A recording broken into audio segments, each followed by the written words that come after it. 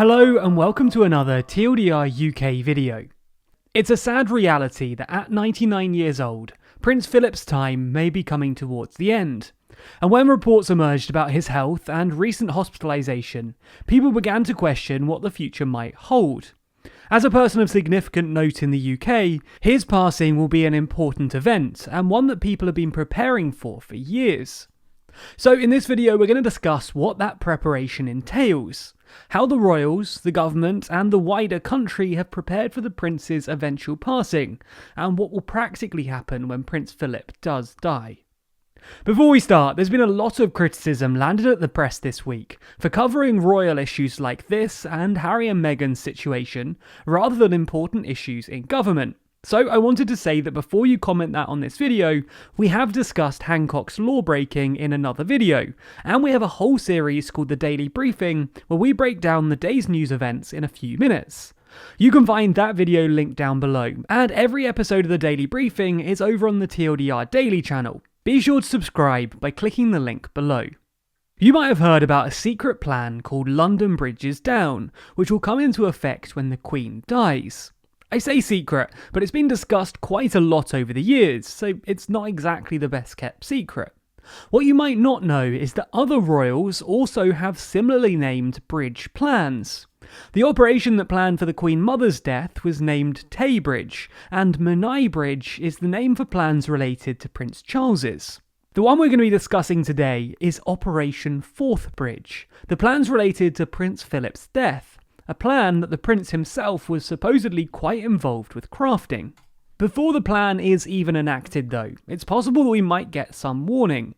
It's customary that when a royal is on their deathbed, the public are alerted through a palace bulletin, as happened with Queen Victoria and George V.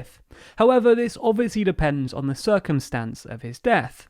If we don't get such an announcement, we'll be waiting for the monarch to kickstart the process. That's because none of the plans within Operation Fourth Bridge will come into effect until the Lord Chamberlain, the head of the Queen's household, meets with the Prime Minister on the Queen's instruction. Even once this meeting's taken place, nothing happens until the death is formally announced by Buckingham Palace, so the timeline is pretty dictated by the royals. It is worth noting that if the Queen were to die before Philip, then it will be the next monarch in charge of this process, likely Prince Charles.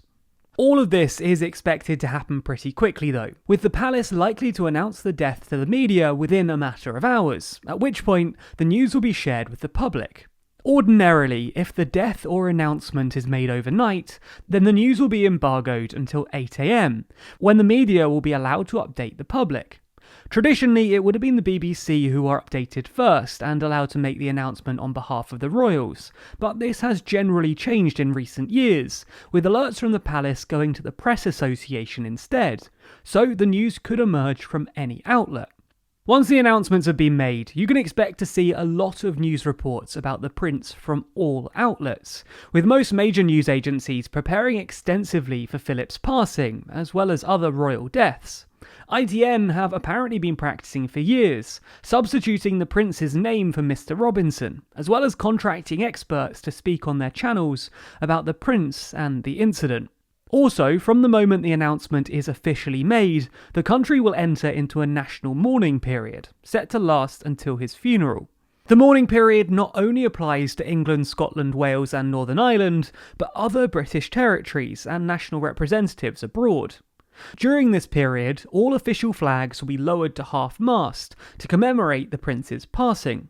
The only flag that won't be lowered is the royal standard above Buckingham Palace, which represents the monarchy, and as such won't be lowered as the monarchy continues on.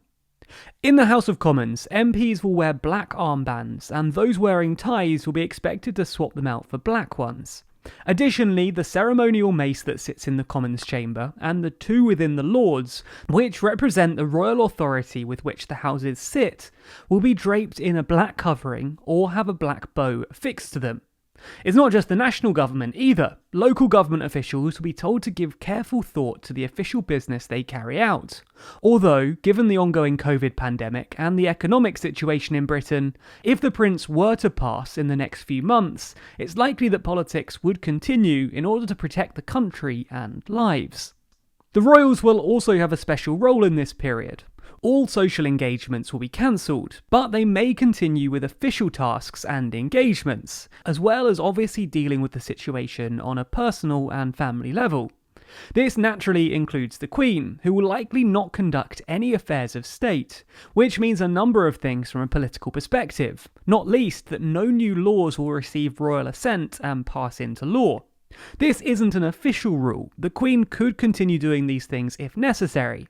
And while I'm sure the government would try not to make this a necessity in the days following her husband's passing, if he were to die during the pandemic, it's possible they'd make an exception and ask the Queen to pass essential and vital laws. Unsurprisingly, the royals will also choose to wear dark colours and mourning bands during this period out of respect. And it's for this reason that whenever travelling, the royals bring dark clothes with them, essentially to be prepared for any eventuality. This mourning period is set to continue until the prince's funeral, and as the Queen's consort, he's entitled to a full state funeral, including lying in state in Westminster Hall within the Houses of Parliament, and a burial in St George's Chapel in Windsor Castle. As I said earlier in the video, the Prince has been part of the planning for this eventuality, and Operation Forth Bridge more generally, and he's supposedly insisted that he doesn't want this kind of full state funeral. Instead, he's apparently opted for a military-style funeral at St George's Chapel, which would be completely private, with only friends, family, and Commonwealth heads of state in attendance. Afterwards, the burial would take place at Frogmore Gardens, where Queen Victoria and Prince Albert were laid to rest. This doesn't mean the Queen would follow him there one day, as the monarch is often buried separately, but that's a topic for another video. Speaking of the Queen, and obviously presuming Philip passes first, she's set to resume her normal business after the funeral. There's been a lot of talk over the years about when the Queen will hand over the crown to another royal, or if she continue her reign right up until the end of her life. Obviously no one but her knows for sure, but it's broadly speculated that the Queen doesn't want to abdicate, preferring to continue serving the country, but naturally no one knows for sure. Officially then at least, the Queen would resume her duties post-funeral, although as we say that's not completely guaranteed. Obviously though, this all would make no impact on the line of succession, with the Queen still the head of state unless she chooses otherwise, in which case it would fall to her eldest son, Prince Charles, by default. There's been much talk about the crown skipping Charles and moving down another generation to Prince William, a significantly more popular figure with the public. But although a recent TLDR poll showed that our audience generally favoured skipping a generation, there's no technical reason why this should happen. And Charles is the choice by default. Also, let's be honest, this isn't the most serious of polls. Anyway, that's what's said to happen on the sad day that Prince Philip does pass. Luckily, it seems that despite him being rushed into hospital earlier in the month, the Prince's health does look to be improving, so hopefully this isn't an issue we'll have to worry about right now. But as with all things, it's good to be prepared, and clearly with Operation Forth Bridge, the royals and Philip himself are prepared for the eventuality, and now you know what to expect too. Be sure to subscribe to the channel and hit the bell icon to be notified every time we release a new video. Special thanks to our Patreon backers who make videos like this one possible. And if you want to see your name at the end of videos, then you too can back us on Patreon. The link to that's in the description.